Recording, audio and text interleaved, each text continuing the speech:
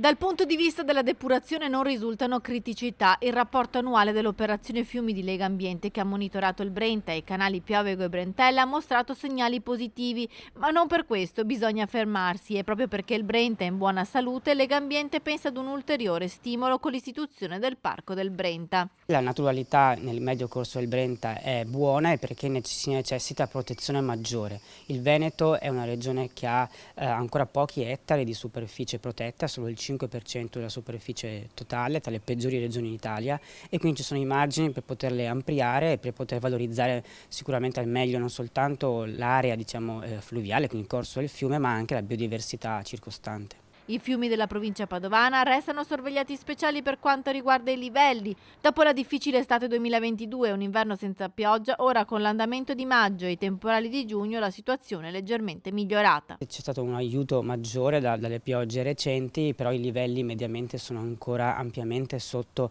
come dire, la soglia standard, una percentuale che varia insomma, dal 30 al 50, anche il 60% in alcuni casi, quindi meglio dello scorso anno rispetto quindi a questi mesi, però chiaramente il rischio di siccità estrema è ancora vicino, dietro l'angolo, considerato che i mesi estivi sono appena cominciati.